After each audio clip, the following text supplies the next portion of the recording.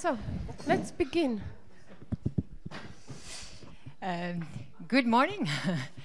I hope you still have some energy left for another presentation, although previous presenter really helped us in staying awake and listening. So we try to keep our best to also get you through this session. So I am Lieve, and together with my colleague Rudi, we will present some of what we call the lessons learned, or maybe thoughts arising by our experience in the project, what we call the EDUCATORE project, which was mentioned already also yesterday by Anna, was also coordinated by Anna.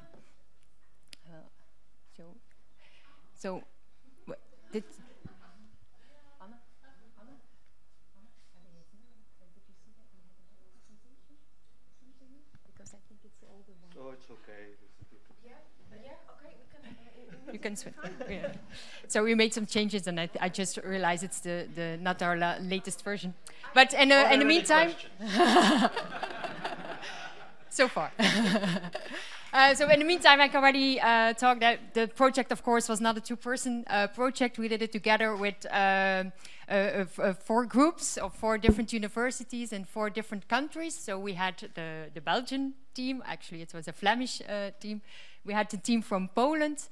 We had a team from Croatia and from Romania, and a lot of the colleagues are also here during these days. And these, there were different programs. I mean, we are from the social work. We don't have a sociological background. We are from the Department of Social Work and Social Pedagogy. So from our part, there were social work students, but there were also students from teacher education. There were students from early childhood education. So it was like a mixture. And here you can see some of us. These are some of our students that joined us during the project. So a little bit of the background of this project. Sorry, I'm going to sit a bit. Was that okay? We have been, and we all know that there was this COVID-19 pandemic. At this point, it seems like something that is gone a little bit, although we still feel the consequences of this period in education. But we started in February 2022, which was, at least in our country and also in the other partners, like the period where we still were in code orange, where we still were not allowed to travel or to be with a lot of people together in courses. There were still a lot of courses online.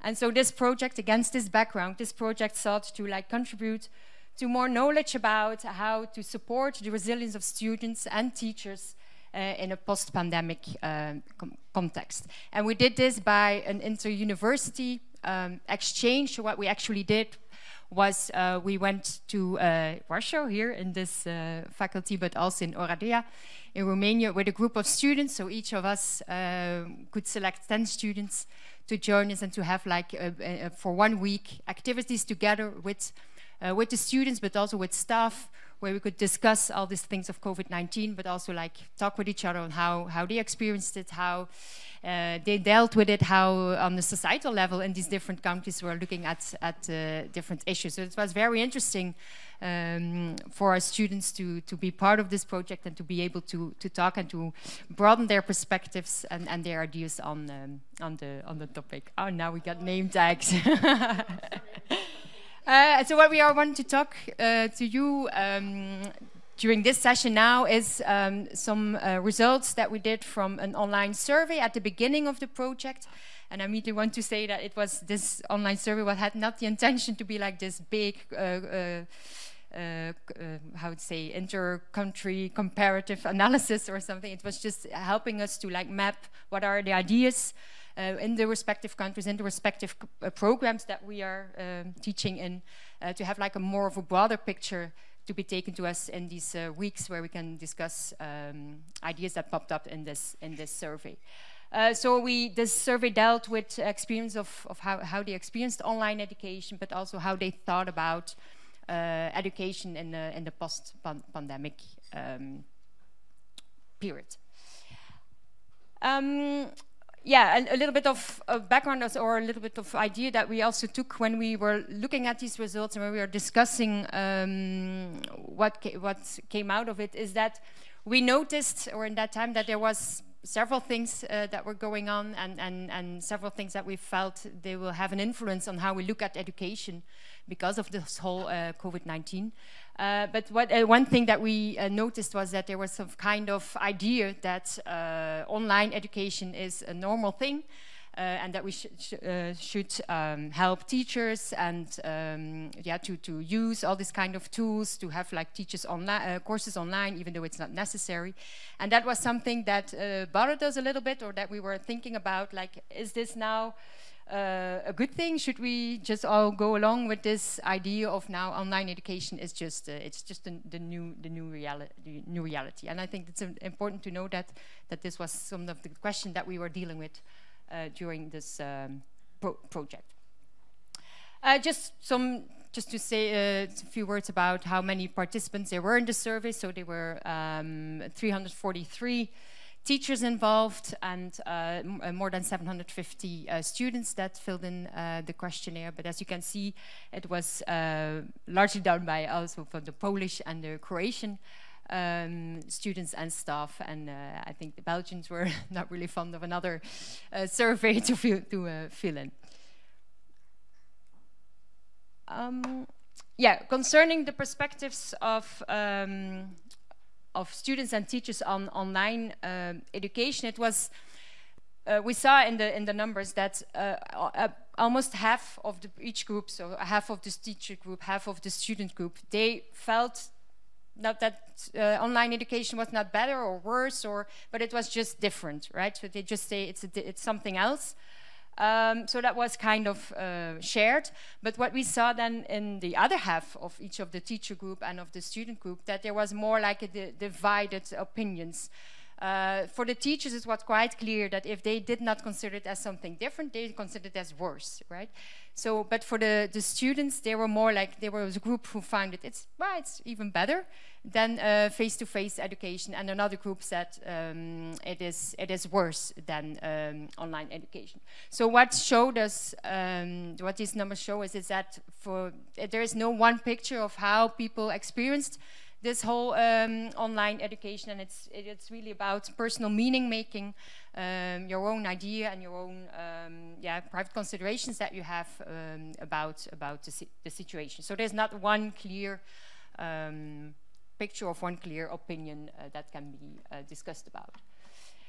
We also looked at how did they conceive some of the benefits, if they saw advantages of this whole period.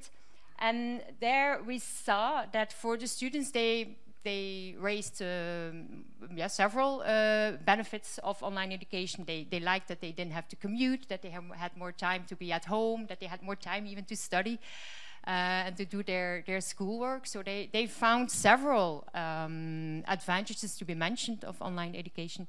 Whereas for the teachers, beside of we don't lose much time to commute, there was not so much benefits to be raised by the teacher. They were more divided. So that what we learned about these results is that for the teacher group, the advantages that they saw, they were less pronounced and more split amongst the group of teachers compared to what we saw in the results for the students.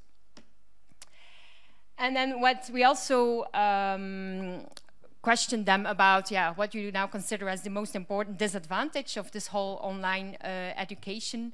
And there it was quite clear that both for the teachers and for the students, but especially for the teachers, they really lacked the personal contact. They really missed the fact that they could not go into interaction with the students, and that is that might be maybe not so or quite evident finding, but it also helps us to reflect on the fact that school is not only a place of learning, but it's also about interpersonal contacts, and it's about providing a place for a lot of students to be away from home, to be able to meet friends. And like I said, it's maybe a quite self-evident thing, but then again, in all the 4 participating countries, the public debate and the political debate was mostly about the loss of a new generation of students, and this whole idea of recognizing that the school is also a place for interpersonal contact was not so much present in all of these debates. So it helps us to think also about what is now, how do we look at good education, what do we think about what is necessary in education. So I will hand over now to Rudi. Change chairs, because I'm sitting behind a pillar. And I feel unless you don't want to see me, then I'll just switch, which I would totally understand. Now some discussion, because of course you could say this is a basic basic survey, and the results are, well, you could say on one hand not that surprising. On the other hand, they kind of were surprising for us, I think, because if you're involved in educational teaching and in training programs, you know, the main discourse was about the benefits of blended learning and online learning, and you know, the managerial logic of going to working online because students like it and it's easier, and they don't have to spend time and money traveling around, so it's an all, and you know, we all win with this evolution. And we were kind of, I think, positively surprised with, or I was at least, as teachers and students refer to the need of connection, you know, the need to have interpersonal connection and education as something interactive. And this, of course, contradicts a bit with dominant discourses in well, I don't know if we are post-pandemic, but post-first pandemic maybe, because the dominant debate has been on the pandemic as negative on results of schooling and of well-being of youngsters, but not that much on the importance of schooling itself as an interactive activity, and a dominant debate on teaching skills and online learning as a solution to these problems. You know, teachers, we need to learn to work online and work with Zoom and work with all kind of tools now as teachers, and the students can also use them, and we all should develop our learning and teaching skills. And the results kind of are much more nuanced or contradict this kind of dominant idea. So the importance of rebuilding the relationship between students and teachers, which I mean, which 5 years ago would have been something obvious maybe, and now is something, if I look at our universities and I hear from colleagues from other universities, something we have to argue for. It's not that obvious that learning is something interactive and something that is best done also in a live context, and that cannot be easily just transfer to online working. And of course also the importance of teacher well-being as an element of student well-being. If we want to have student well-being, we need to have good teacher well-being, which is in the current state a big challenge, because in many countries we see crisis in the workforce, also in Belgium.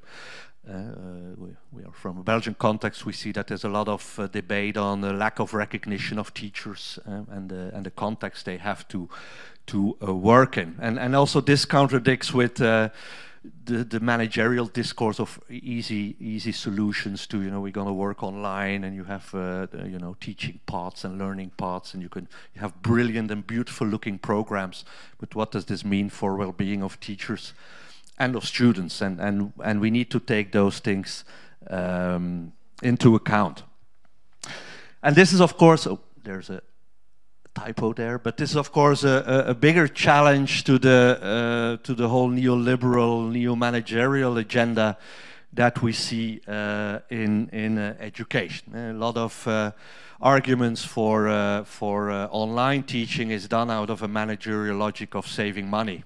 We had a discussion with Yannick this week that also in his program, you know, the central management staff, they plan, you have a class for 100 students and they plan a book for 50 students, plan a room for 50 students because they think half of them will not come anyway. So it's an idea of saving money, saving space, saving energy, saving time, and from a managerial logic, then the online solution is a very grateful way of pushing that agenda forward. So the student and teacher as resilient citizens, You know, you learn to be resilient. And we discussed yesterday, I have myself I start to get an allergy towards the word resilience. It used to be empowerment that I wanted to ban legally, and the resilience is maybe going to be the next one. Of course, depending on what we mean with it. And I fully agree with the importance of resilience. But it's a mantra where we expect youngsters and teachers to be, you know, resilient. And resilient is learn to work with this online stuff. Then everything will be okay. And we also have, of course, the general debate on the neoliberalization of educational programs. Something also we call the Mexican army. Mexican army is a metaphor for an army with more officers than soldiers. So you have more and more people tell you what to do and less people actually doing the work, where you have all these, I don't know how it is in your universities, but we have a lot of people who say they will support you in your education. And the moment they tell you they support you, you know, you're kind of buggered, because they always need you to deliver stuff for them so they can support you. They say we're going to support you with online teaching, and the first thing you need to do is follow a course. So and that's kind of also evolutions, of course, which kind of tend to limit the idea of what we call the importance of Bildung. The German notion of education is about not only about learning and about competences, it's about becoming a person, and education is about becoming a person and a human being, and not only about learning competences. And of course, we reduce in the current dominant debate education to teaching competences, and that's the risk. And I put a quote on here. I met a colleague from Norway, and he in a non-academic context, and I said, what do you do? Oh, we teach completely online. And he said, I convinced my manager, because my girlfriend lives in Sweden and I can stay with her while I work at the university in Norway, you know. And he said, they still learn as much in terms of the content of the course, but he says, yeah, the Bildung is gone. You know, the idea of a broad human development, that's gone, but at least he could stay with his girlfriend, which was very nice. For him. This is how cynical it gets. And I love to refer to this text that Giorgio Agamben wrote in 2020 as a reaction to the discussions on education in the post-pandemic situation, or the pandemic situation at the time in Italy. Agamben is an Italian philosopher, and he wrote a text, a requiem for the students. And I would also add requiem, or we would also add requiem for the teachers. And he puts this here. You can find a link on the internet if you look for it. You can find it easily. But he writes on the problem. He says, because his argument is, you know, being a student is not only about being in class. It's also about making friends. It's also about deciding you won't go to class and have a beer instead of going to the class. And it's about the whole educational idea of being together, and about community building, not in the sense that the former speakers talked about, but, you know, developing a perspective on life together. And he compares teachers who adapt this online thing with teachers collaborating with the fascists in the pre-war situation, Second World War situation in Italy. I always send this text to managers in my university whenever they try to convince me to go online and to promote blended learning. And of course, so the research shows, and it's not against the possible benefits of online stuff, of course. And there are things you can do online, and it have benefits. And we learned in the pandemic about how we can do some stuff online and better do it online and not have to travel all the time in some cases. So it's not against online stuff. It's against the dominant discourse of moving into a non-relational form of education. So I think both students and teachers plead for personal interaction, and not reducing education to technological transfer of knowledge. So we have a critical stance, I think, of the importance of diffusion of technology, and so the question for us is how to sustain this in education, and I don't know how you experience it, but at our university, and we are still, I mean, Yannick is from the same university, we still have a rector who kind of argues for a live education. We are not an online or don't want to become an online university, but you see it is gradually creeping in, even in an institution that does not openly promote it every time. It's kind because it's easier, it's faster, it's quicker. We think students want it. We think teachers want it sometimes, and our results at least indicate that that is much more nuanced, and we should keep in mind the importance of community building and Bildung as a name of education. Thank you. Thank you. Okay, so for the efficiency of time, I suggest that I use the last 5 minutes before the break to make some announcements about the rest of the day. So first of all, I'd like to thank Isa, Arenten, who are still with us here, especially Janik, Adriana, Eva, and Alba. Thank you for being here. And I also would like to thank Dr. Magdalena Lemańczyk, who is here from the Polish Academy of Sciences, and all our esteemed guests and presenters for these wonderful 2 days we had so far.